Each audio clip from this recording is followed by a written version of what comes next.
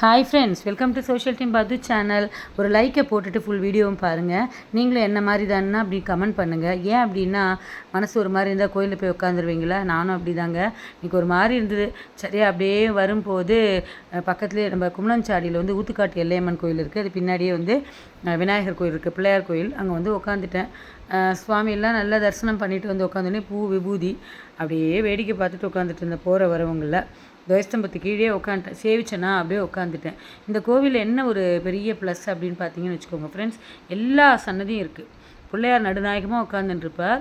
அவரை சுற்றி பார்த்தீங்கன்னா ஆஞ்சூல் ஆரம்பித்து பெருமாள்லேருந்து, தன்வந்திரிலேருந்து, ஹயக்ரீவர்லேருந்து, சிவபெருமான், முருகர், அதுக்கப்புறம் ஐயப்பன், நவகிரகங்கள், பைரவர், நாகத்தம்மன், இவரவர்னு இல்லை, எல்லா சன்னதியும் மொத்தமாக சுற்றி சேவிச்சுட்டு வந்து உக்காந்துக்கலாம். பிரகாரம் ரொம்ப பெருசு, ரொம்ப ரொம்ப ரொம்ப பெருசு.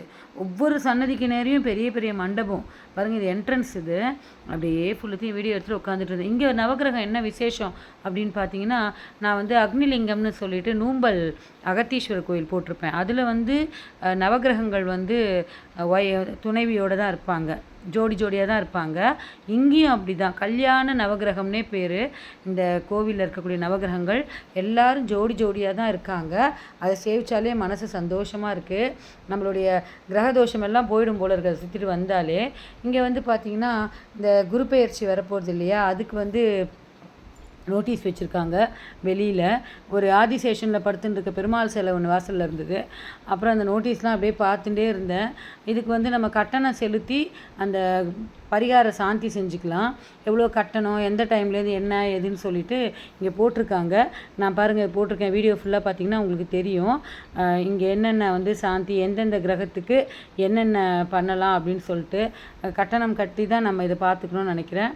நான் வந்து என் ராசிக்கு பார்த்தேன், நல்லதாக தெரியல, வேறு மாதிரி தெரிஞ்சுது.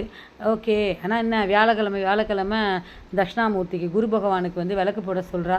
நம்ம எப்பயுமே குரு பகவானை விட்டது கிடையாது.